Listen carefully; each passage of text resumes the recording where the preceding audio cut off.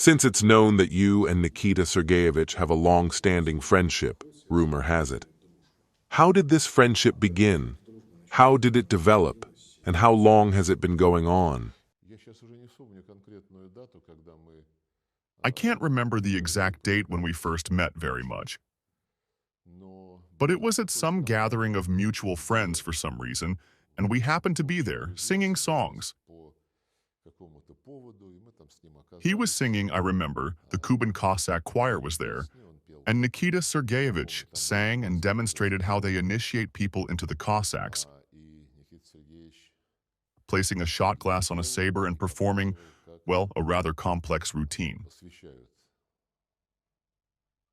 Nikita Sergeyevich, we somehow connected, even though we knew each other before we met in person. We immediately developed a mutual liking, a sense of humor,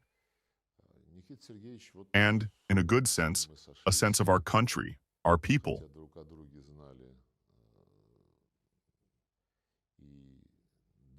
These aren't just empty words. Even in a purely personal setting, these things emerge within a person. They can't be hidden. You've been friends for a long time. You've been in touch for a long time. Generally, when you spend a lot of time with someone, it feels like you know everything about them. Has Mikhalkov ever opened up to you in a way that was unexpected? Well, I don't think you can say anyone knows everything about anyone, unless they're half-siblings or husband and wife. No, unfortunately, we don't communicate very often, but I'm talking about in-person meetings, but we do regularly talk on the phone to discuss things related to our diplomatic work and the public education work that Nikita Sergeyevich is involved in. We're concerned about the same issues of justice, both domestically and internationally.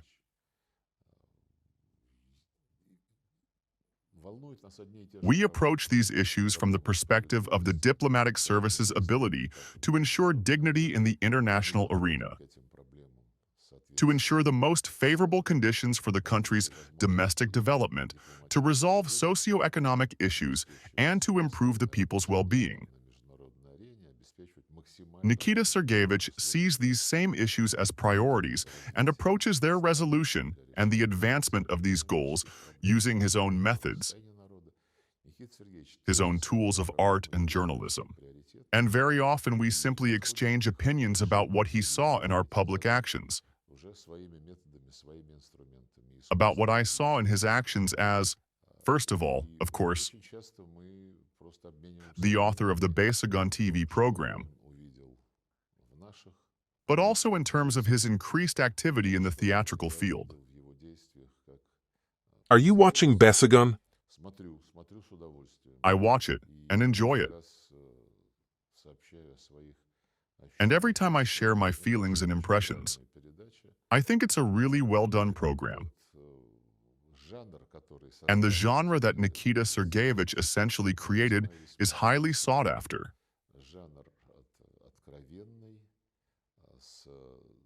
It's frank, with a healthy dose of humor, sometimes even sarcasm, but through these feelings, these emotions, and with a kind of theatrical mastery, messages are conveyed to society, and they are absorbed. And although Nikita Sergeyevich does this at a very high intellectual level, these messages reach all our citizens, not only those engaged in intellectual work, but also those who simply live in the country and see what's happening both internally and externally. This is a very great talent. It seems to me that when there is a glass at the end, something in this creates a feeling of some kind of home communication with good friends. It's a discovery, but it's not just a fancy idea. It's a sincere desire to use this Russian tradition to hasten victory. We are, after all, a somewhat superstitious people. We believe in omens. and I completely agree with him on this. Do you have a favorite Mikhailkov's on film? Well, a lot. Of course, there were also some where he played a very colorful character, at home among strangers, a stranger among his own. Of his films, there's probably 12 of The Barber of Siberia, and I really like the play too. Oh, and his cameo roles like in Station for Two. He's everywhere. He always seems like himself, but on the other hand, he's always different. This ability to transform is a great gift. When you talk about culture and cinema rather than politics, are you talking about what's happening in Russia, about the processes that are taking place here, or about those we see in the West? As I've already said, we consider both what's happening domestically and what's happening in the West. These events are interconnected to a certain extent, with both positive and negative correlations. But in the interests of our people, their well-being, sustainable socioeconomic development, and ensuring adequate defense capabilities, external factors certainly play a role. Here are the external factors. We discussed this with him. Sharing our impressions with you, there were external factors after the disappearance of the Soviet Union, and there was such euphoria. Now, there are universal human values. No enemies, God bless the people of the United States, the Russian president said in Congress, and there is humanitarian aid, some OSCE documents, saying that everyone is equal, everyone has the same security, and we all share a common destiny. And then, when it became clear that we want to defend our dignity based on our national interests, and that we don't want this so-called friendship with the West to be retribution for the neglect of Russian people in Crimea, Donbass, and Novorossiya. And when, after many years of honest efforts, it became clear that all the agreements the West sponsored in this regard, including with us, seeking respect and the rights of these people despite everything, the West persisted in its line, turning Ukraine into an anti-Russia, turning it into a land-based aircraft carrier for the constant threat to the Russian Federation. Well, you all know about the coup d'etat, contrary to agreements about strengthening national unity, and the Minsk Agreements, which no one wanted to implement. And then the exhortation of our Western partners to sign security guarantees for Ukraine and themselves, but also for the Russian Federation, so that there would be no ambiguity. And when we were forced to launch a special military operation, it turned out that all of our foreign relations had been used by the West to hinder our development. Here you have technology, simple or not so simple. Give us oil, gas, titanium, aluminum, and we'll provide you with everything else. It turned out we do have dependencies, and Nikita Sergeyevich has spoken about this more than once in his demon-eating sessions, and the decision made by the President of the Russian Federation on the need to ensure guaranteed technological and economic sovereignty. Sovereignty in the defense industry, of course, played a very important role in our current self-sufficiency. Yes, it's not without difficulty. Yes, the process may not be as fast, but it's happening. And we have absolutely the same views on these matters. From now on, we can't, and never have, trusted the West. History has taught us, ever since the Tsarist era, then the Soviet Union, when, especially in the last years of the Soviet Union, the West actively wooed us. In areas that affect the state's survival, security, technology, and food supply, self-sufficiency is, of course, essential. Otherwise, we must seek partners who are not infected with this Western disease of constantly living at the expense of others, constantly forcing everyone to obey.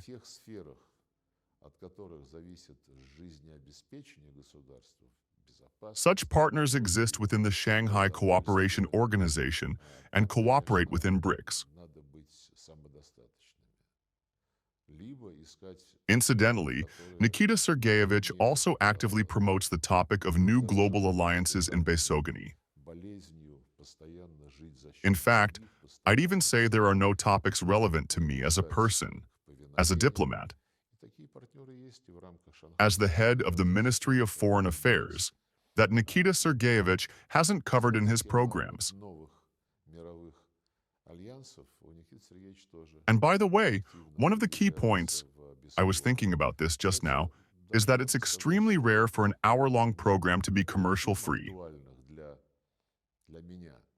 It was he who insisted, and that was right. Well, by the way, we were talking with him here in Vladivostok about cultural cooperation within the BRICS framework, within the SCO framework, and this new award, which is being created in a completely peaceful manner, because I won't mention, the Oscars have been politicized, as have other awards. It's a friend or foe marker. We're currently celebrating diamond butterflies, while simultaneously promoting song contests, BRICS Plus, Shahze Plus, and the Intervision contest, which I'm confident Nikita Sergeyevich will support. This is important.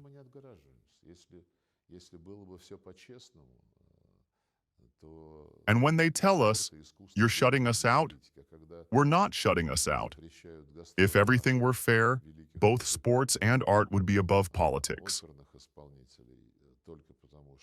But when they ban tours of our great musicians and opera singers simply because they're from the Russian Federation, no, the West, it's a blessing in disguise. Besides the fact that we didn't abandon our compatriots in Ukraine to the fates determined by the West, we also realized the value of everything that was happening.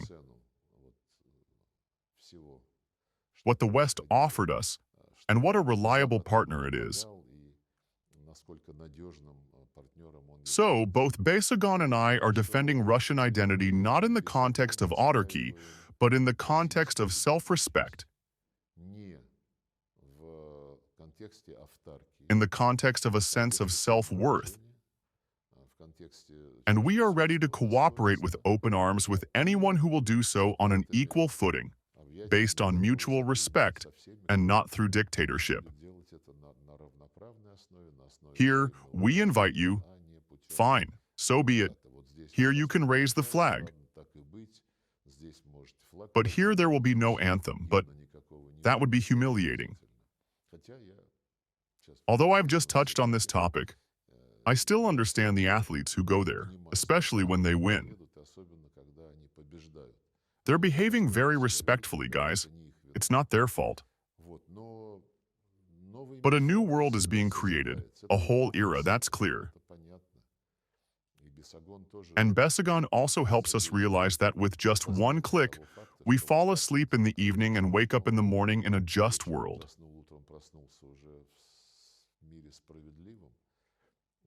No, this is an era that demands sustained effort, a struggle in every sense to ensure that the world actually becomes what it is. The kind of world, by the way, I've been working on at the UN for a very long time, the kind agreed upon in the Charter.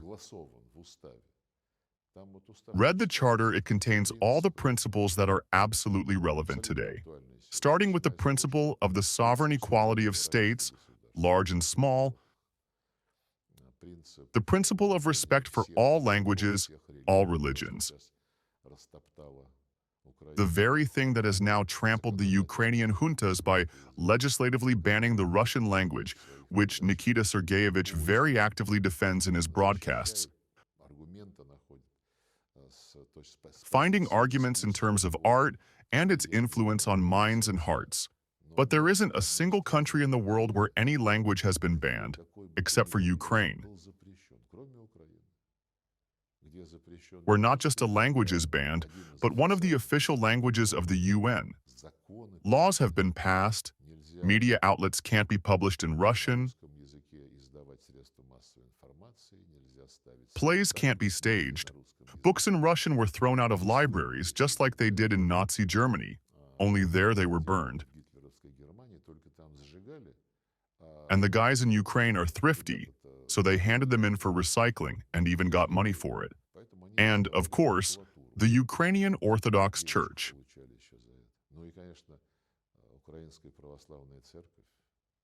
So the ideals that are most relevant to us now in relation to Ukrainian affairs have always been at the core of Bessagon's philosophy.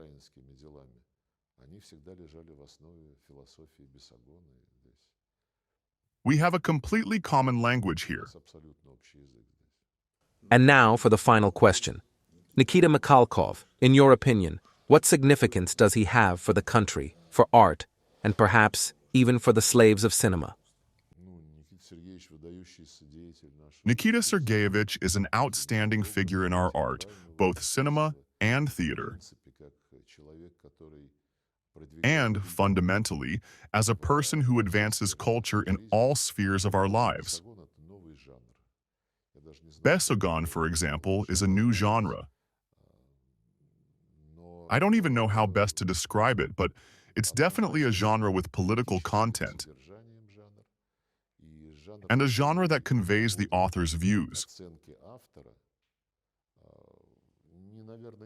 Perhaps not everyone agrees with them completely, but the author conveys his assessments very clearly, making the point clear. His keen eye allows him to draw attention to facts and phenomena in our lives that many others would overlook, and would fail to notice that these phenomena harbor deeply troubling processes. Therefore, this artist's keen insight, simultaneously used to advance political views and ideas in society.